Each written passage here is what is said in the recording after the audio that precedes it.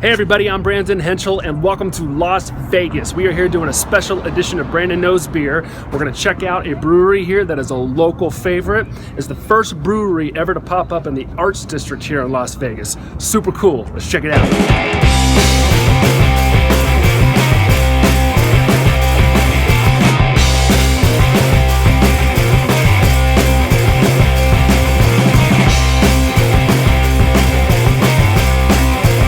Alright guys, so welcome to Hop Nuts here in Las Vegas. We got 5 beers in the flight that we're going to try.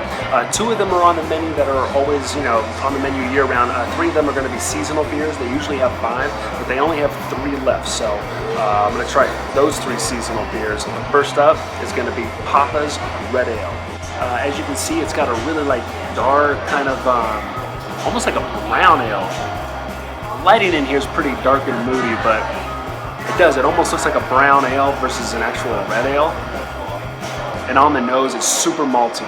And they say that they use a lot of floral and spicy hops with this, so let's see how that works balancing out with the malt. Really, really good. Definitely get a lot of malt flavor on it. So if you like malty beers, you're gonna really like this one. And the hops are really low. It's got a low IBU, so the hops aren't really powerful. But it does have a little bit of a spicy hop to it, which I think balances out that malt flavor. So really good job with Papa's Red Ale, balancing out malt and spicy hops. Yeah! Okay, so we're kind of going out of order here because I wanted to do the beers that they have on the menu and then work my way to the seasonal beers. So I'm going to go straight for the porter. This is called Harry Potter. Harry Potter. And who are you? Harry Potter. And basically, it's a porter. Nothing special about it. It's not, in terms of it being flavored or anything like that. They're just using a lot of chocolate and roasted grain, and they say that they're actually using a lot of hops to balance out the sweetness in the grain. So let's see what they did on that. Wow, that's really good. It's really smooth. It's got a real creamy, velvety texture to it. It's got that almost kind of a sweet chocolate flavor on the front. And then on the back end of the palate, you get the bitterness of the hops. And then you also get some bitter chocolate with some roasted grain on it as well. So it's just like they said, a lot of chocolate, roasted grain, and a really strong hop flavor on it as well. So I dig this because I love hops. And I love IPAs, so I really dig this because I like what they did adding the hop flavor. Typically, you don't get a lot of hop flavor on porters, but I think this works out really well. That roasted grain, chocolate, and hops in a porter, and that texture is just so good.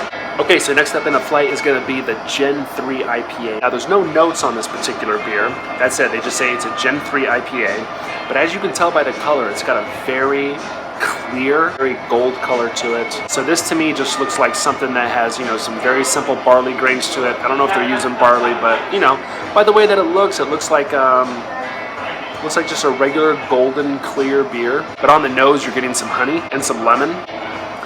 Okay, so with this beer, you're just getting a ton of hops, very low on the grain flavor. This beer showcases hops. So if you like hops, it's doing a really great job of showcasing that. It's got a lot of bittering hops to it and some pine. It's got a lot of pine on it as well. And a lot of floral flavors in it. So a really good beer that just showcases really fantastic hops. I think it's affecting me. Okay, so number 4 up in the flight is the Double Pump Chump. I have so many jokes in my head right now about that name. But anyways, on to the beer. So this is another IPA. That they have on their seasonal brew list, and as you can tell, this one's got a much darker color to it. This one's more red. This is actually the color I expected Papa's Red Ale to look like. It's got much more of a red / kind of golden color to it, but it is an IPA. Oh yeah, on the nose you're getting a ton of malt.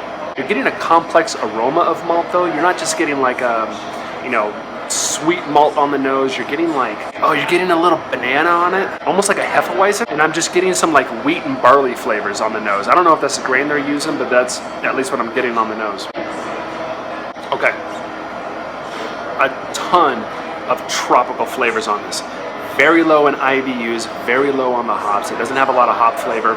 This is a tropical beer. If you like, hey, you're in Vegas, you're sitting by the pool, you want something that tastes tropical, that smells tropical, it's got a lot of banana on it, this is the beer to go for. And it's got some like fall spice to it as well. Like, this to me is a Thanksgiving beer. A little bit of clove, a little bit of nutmeg. This would be really awesome during the fall and winter time. Okay, last up in the flight, we're at the end here, and I'm kind of sad because all these beers have been really good, but this is the last one. This is called Pine Breath, and that's all we know about it. We don't know what kind of hops or grains they're using. Again, we'll take a look at the color. This color has more of a yellow straw color to it, so they could be using a little bit more wheat. It could just be a straight barley beer, straight barley grain they're using. Who knows? I like not knowing, and I could go ask the brewer over here what kind of grains they're using and hops and all that stuff, but to be honest with you, I don't like knowing because I want to just try the beer and I want to know what I get off of it. Sometimes if I already know what kind of grains they're using, it's almost like reading tasting notes on wine before you drink the wine. Sometimes you get different flavors than what's actually on the tasting notes. So I like not knowing, and I like just tasting it and seeing what I get off on it. So there it is. I'm getting lemon and pine. It almost smells like a can of Pledge. Yeah. That right there, again, is showcasing hops. Not a lot of malt, well, zero malt, and not a lot of grain flavor. This is just giving you a punch in the throat of hops.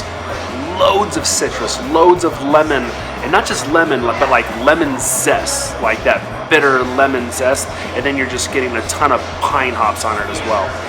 I love it. But you have to be somebody who loves beers that have a really high IBU, and you gotta like those flavors, But again, if you're somebody who doesn't, you go with something that's got a lower IBU to it, and maybe something that's got more malt if you like things that are more sweet, I'm non-discriminatory. I like all beers. I like every beer on the planet. Okay, I take that back. I've met some beers I don't like, but very few. But in terms of style of beers or genres, I love them all. And you know something?